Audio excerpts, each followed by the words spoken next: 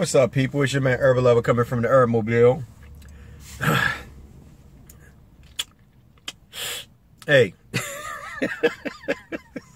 Look, man, look, at the end of the day, we can't be mad, dude. Houston, man, let me tell you something. Mike D'Antoni, man, he has a vendetta. Like, every time he played the Lakers, it's like he just wants to beat the Lakers because the way they did him when he was in LA. You know, because he really wanted to be in LA as a coach, and it backfired on him. And I was talking to somebody on Twitter earlier, and I was talking about how he wanted to do the same thing in LA, you know, run that type of system. I said, but he couldn't do it because Kobe wouldn't allow it because, you know, Kobe wanted to be the dominant ball handler. You know, they brought Steve Nash over, and Steve Nash became the shooter, and Kobe became the ball handler. So it kind of like disrupted his system the way he wanted to run it. But anyway, Houston, Mike D'Antoni told Houston Rockets, his team, they want to put up 50 threes per game. 50 threes. You can tell that this game is changing. I mean, barely anybody go inside out now. I mean, well, y'all can say that. You know, there's teams that go inside out. But barely anybody take twos now. Twos is like, they call twos a low percentage shot. The three is a high percentage shot now. I remember back in the days, the freaking going to the rim was the highest percentage shot because there was a 78% chance of you making that layup or getting the foul. And now it's like the three is the high percentage shot, which I don't understand. I mean, today's NBA is crazy to me. But the Lakers got blown out. And I expect them to get blown out, man. I expect them to do too much. And the reason why I say that, it goes back what I said in my first video. You know, we don't have no shooters. You know, you ain't no shooters. The starting five that Luke Walton puts out there every day, every night is one of the worst starting five ever. I hate to say it, but it's the truth. All your firepower was in the second unit. You know, besides Brandon Ingram in the first unit. Brandon Ingram been consistent, and I'm liking that. You know, he's starting to drop. You know, I think it was last 5 or 6 games, he's been averaging like 19 points. Or 8 games. I think 8 games averaging 19 points. Which ain't bad. He's starting to pick it up. He's starting to go. He's starting to really fill the game. KCP, he had a pretty good game. He had 16 points. Just needed consistency more for him. But right now, KCP probably the best 3-point shooter in that starting five. I know what I mean. Oh, man. I mean, they try to get Brook Lopez to work down low. Man, he's just too slow, man. He just, you know, and here it is a Houston team where you're playing a smaller Capello. A real small player. I think Capello like, what, 6'9", maybe 6'10", you know, give or take. And you can't. Did he have freaking James Harden on him? Oh my God, where my paper at, man? Oh, hold on, guys. I left my paper out there because I was talking to this guy because I think this guy did something he got no business doing. Where my paper at? All right. I was talking to this guy because, you know, try to correct him because I think he did something he got no business doing. I love people, man. I try to speak to him. Anyway, that's different. Yeah, I don't want to give him that. We talking about the Lakers here. Now, Capello, man, like I said, he couldn't even back him down. And then with James Harden, man, I mean, he couldn't even back James Harden down. It's like he was waiting. It's like he was just basically waiting for a double team. Like, instead of backing him down, right, and try to do a quick spin move to get to the basket before the double team came, he never acknowledged it. He just too timid. If you look at Larry Nance, look at Brook Lopez, they almost like the similar player, man. I mean, when they get down low, they get posted up. They don't know. It's like, okay, what do I do next? You know, do I make a spin to the basket or do I kick it out? You know what I'm saying? Like, they don't know what to do after that. And Brook Lopez just don't look like the player that he looked back at Brooklyn. And I told people, I said, you got to understand, first and foremost, when he was in Brooklyn, the East for the last, matter of fact, the whole time he was on the East was not a good conference. They never only had like two to three teams. The West was always deep. The West always had 8 to 9 teams that were pretty decent. Then you had 5 teams that were good. So the East never had that. You know, they never had it for a long time. So Brook Lopez was able to dominate in the East based on the fact that he didn't really play against any top-notch centers. And people say, well, you know, he played centers in the West. He only played them twice a year. You know what I'm saying? So he played them once at home and then once at their court. So most likely when you play at home, you're going to play better because you're in front of your crowd. But when you go to their town, they dominate you. You know, that's something to talk about. Now, you come in the West, you got, like I said, you got five top centers in the West. And those 5 top centers in the West, you know, you playing them 4 times, twice at their home and then twice at your home. So you're seeing them. And then on top of that, you got pretty much average centers that look pretty good when they move in transition. And Brook Lopez, like I said, he just the odd man out. And I'm not saying he's a bad player. I say he's a good offensive weapon. I said in my first video when he picked Brook Lopez up, he's just a defensive liability. Now, with that being said, is that they trying to make him into a low post player. He's not a low post player. You know, over there in Brooklyn, because he was the top. He was the basically he was the number one, not number one. He was the focus point in Brooklyn. You know what I'm saying? So by him being the focus point, he was getting that 18 to 20 shots. You know what I'm saying? Here, he's not going to get that because, you know, we're way deeper than what, you know, what people think. You know what I mean? We have a good squad. It's just that they're not being utilized right. Anyway, now another thing, Lonzo, he should not play last night. You know, fans were going off what I'm saying. He's, you know, he's terrible. He's a waste. He should never have been out there. You know, look at him. He, you know, like he got the energy. Now, what they didn't mention is that he had two, calf muscle strains. And in both legs, the last game and this game. Now, they said that, you know, it flared back. I mean, it started back up after last game. But he said even when he came in this game, it was still hurting. He put, you know, because they put a sleeve on him in the last game. It was still hurting this game. And you can see he was uncomfortable. And it was like, why would you even put him out there knowing he was uncomfortable? You know what I'm saying? Like, why didn't you just go ahead and just basically let him sit and bring Jordan Clarkson to start or something? You know what I mean? Why would you even put him in that position like that? And you can tell these last two games he didn't play good D. And I think that he played pretty good D. But you know, his last two games, it was bothering him. He didn't play good D. You know, the guards were doing whatever they wanted. They were blowing past him. You know, he was just uncomfortable. And that's it about Lonzo. But like I said, Luke Walton should have never played him. They should just go ahead and just like, you know, we'll go ahead and sit out. Make sure your legs are good. You know, just like they told Kyle Kuzma, you know, he had back spasm. They're going to limit him last game to 18 minutes, right?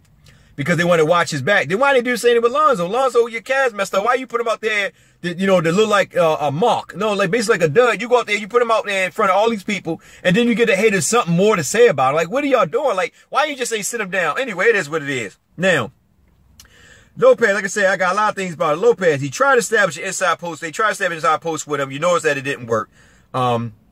Like I said, he had small players on him, you know, James Harden, and he just couldn't spin off nobody. He just couldn't take advantage of the mixed match. He just couldn't do it. Like I said, he had no quick moves, you know what I mean? And then, like, when the double team come, if he didn't get out double team, he wasn't quick enough to make the pass. You know what I'm saying? To make the pass.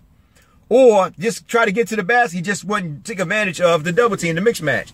Now, he played, like I said, he started off good, but then he picked up some quick fouls. This is the biggest thing I had about the Lakers, and I've been saying this over and over again. The freaking switching, the quick switching. We are getting hammered on that, man. It's like these guys do. Now, I'm going to say something real quick. KCP, they brought him over for a defensive specialist. Luke Walton should have this man playing their best freaking score guard one-on-one. Like, that's your whole job. You know what I mean? Play him one-on-one. Then bring Josh Hart in, you know, to give KCP some breather and let Josh Hart play him. You know, because Josh Hart played pretty good defense. Sometimes, you know, he lacks, but he played pretty good defense. And that will have them on their number one score to make him uncomfortable. You know, be physical with him. Make him uncomfortable. Make him just force shots and all that. Instead, they got them switching, and it irks my soul. Like, every time the guard comes across the half court, come across the court, our guards do not fight through the pick and rolls, the back doors, I mean, the screens. They don't fight through nothing. No, they'll do it like 80% of the time, they'll just switch. I'll say, not even say 80%, I'm going to say 90% of the time they'll switch. 10% of the time, they'll stay on the player. But 90% of the time, they will switch so freaking quick, not even fight through the screens. And like I said, this is not them. This is Luke Walton, because if it was them, Luke Walton would have called the timeout and say, look, you're not playing the defense, sit you down. This is Luke Walton, his defensive mechanism. That's him doing this. Telling them, like, to switch real quick. You're going to constantly find Brook Lopez and Julius Randle on these guards. And it's stupid.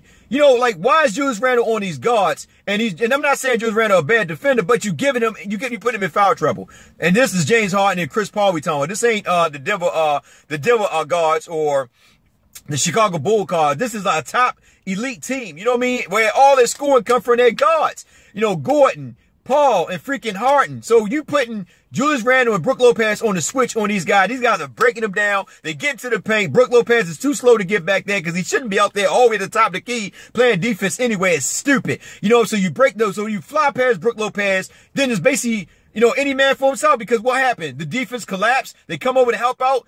Freaking Nene or Capella wide open for easy dunk or layup. All day, every day. And it's the same freaking defense over and over again. The switching is killing us. We got to stop the switching. But like I said, I'm not the coach. I'm just voicing my opinion. Like I said today, Luke Walton got to do something. He should have made some changes. He didn't do anything. He allowed it to continue on, and we just getting blown out. And I'm like, what in the hell? But, you know, it is what it is. Man, And another thing, also, when we was like getting blown out, I was sitting there saying like, why he bring like Zubac? Like when Brook Lopez got 3 fouls, they could have brought Zubac in, man. They could have brought Zubac in and basically gave him some playing time, man. Like you getting blown out, and they were getting blown. I mean, they came back, they down by 9. They made their little runs and all that. Joe Carson he had a bad game this day. You know, he had a bad game that game. I'm sorry. Freaking like I said, Brandon Kuzma was hot. And it's like, you know, it's sad, man. It's sad, you know. Julius Randle, he started off pretty good, and then he just like kind of like, I don't know. It's just like they'll beat him so bad the Lakers kind of like fell off, and then it was just basically stack stuffing after that. You know, just basically stuffing their stats. But they got beat so bad, man. And it was like all the Houston Rockets was doing was shooting threes. Just shooting threes. They make extra. But another thing is they were making all those passes, man. And that's what the Lakers became an ISO team. They will make no more than one. They were averaging no more than 1 to 2 passes per, per transition. That was it. On average, 1 to 2 passes. When you become less pass oriented, it gives the defense much more opportunity to play better defense on you, because they know when you get the ball, it ain't gonna be a pass. This guy going to the basket. All this holding the ball, dribbling, KCP, Brandon holding the ball, dribbling, trying not getting nobody else involved. It's terrible, man. You got to get other players involved. You got to make extra passes. Why constantly take contested shots when you can get open shots? Every team we play, if you notice, most of their players are wide open for easier shots, higher percentage shots. We get back too quick, too late on defense, and these guys are wide open. They know our freaking defensive schemes by now. It's easy to read, and we continue to do the same thing over and over again. And it's terrible, man. And I sit there and I say, man, what the heck? But it's just, like I said, it's just sad. So, like I said, they didn't bring them in. Now, my thing at the end of the day is that they could have used Brook Lopez, but like I said, trying to establish Brook Lopez, you have to have shooters around Brook Lopez in order to make it happen.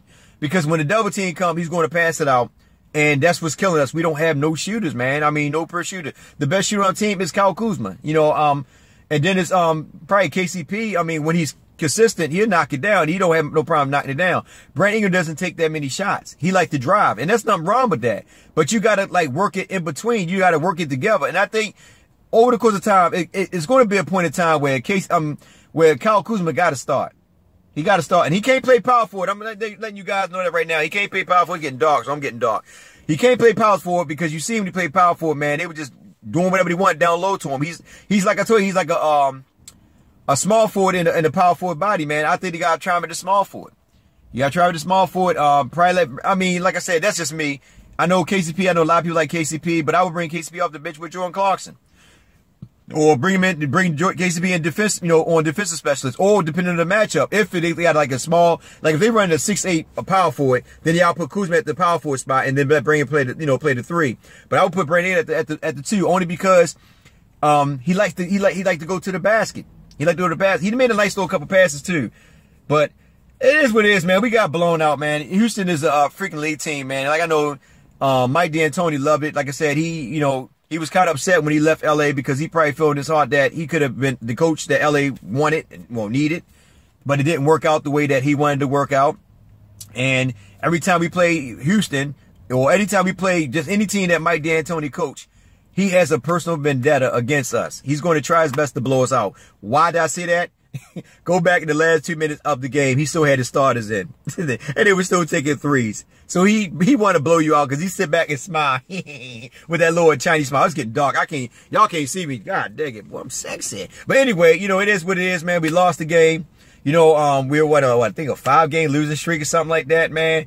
And I know a lot of people say, we were better than we was last year. To be honest, man, I don't really see it. I mean, the only thing good about is our defense. But like I said, we giving up, I think, 109 points or 107 points, something like that. Shucks, I mean, back in the freaking, 10 years ago, 107 points was like the worst defense of, somebody giving up. But because teams score so high now, 107 points to them is a good defense. I don't see it, man. I really don't see us, good defense. Like, we got that hustle man defense, but I don't really see no solid defense, man, from us, man. But we just look terrible, man. And like I said, I hope Luke Walton, get in his brain to stop being stubborn, man, and change up his freaking, his schemes, man. I mean, like, if you see teams doing certain things, man, they brought KCP in to play solid defense on players, man. There's no point about guards switching off so quick. Got the centers and the power forwards out there playing on them guards so they can break past them. And then them guys, if you ever notice, when they blow past them, they just standing there like the guards are standing there, out guards are standing there and not even coming over to help out because they don't go help out. There's a guy sitting on the perimeter wide open for a high percentage shot, as they call it, the three. So it was just terrible, man. I mean, it was bad coaching, turnovers as always, free throws. Oh my God, no. Brandon Ingram did pretty good shooting his free throw. He's getting a little bit better. But Julius Randle, he's getting to the basket, but he got knocked down on threes. And the free throws. I'm going to say something about Julius Randle real quick. Julius Randle, if y'all noticed the last couple games, man, he been missing that last shot. And it's like he wanted to miss. I'm not saying he wanted to miss, but he knows going to miss. And he's trying to get to the paint to get the rebound and put it back up for a layup or whatever.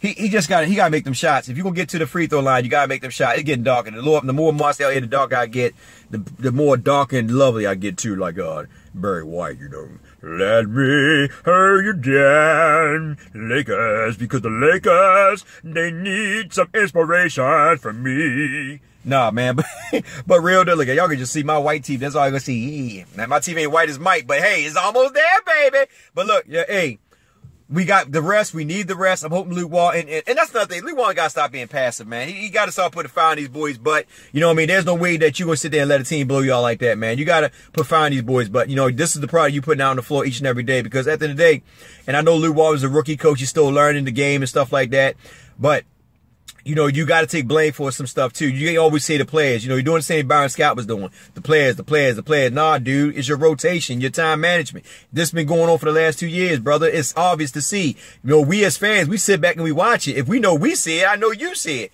You know what I mean? Come on, man. At the end of the day, when Brook Lopez picked up those 3 fouls, then I would have brought another big body in, man. And I'd have made Houston play to our game. But like I told somebody before, Lou Walton is not that type of coach. He's not a Greg Popovich where he's going to make a team play into their style of basketball. Instead, he would try to play according to the other team's style of basketball. And every time we do that, we get ran out our own court or out their court. We got to make teams play the way we want them to play, not the way they want us to play. Until we establish that, we're going to lose a lot of games, man. And I just want to say at the end of the day, I'm not really worrying about no superstar coming here, man. I just want our young players to get better. That's it. I want Luke Walton to get better, and I want these young players to get better. Straight up, man. I want Luke Walton to change that damn lineup. Anyway, it's your man, Urban Lover. I'm getting stressed out. It's getting dark in here. Pretty soon, all you're going to see is my eyeballs, my teeth, and my paper with my information on it. My rights of what happened in the game, Anyway, y'all take care. It's your man, Urban Lover. Get in the comment section, like, share, subscribe. Tell me what you think. Let's not beat up on Luke Walton. I don't lie. Y'all want to fire. Y'all said the same thing y'all want with Byron Scott, man. But, if I'm going to tell you this. If something happened to Luke Walton at the end of the season, Luke Walton can only blame himself. It ain't the players, because remember, the players are as good as the coach. Simple as that. They go hand in hand.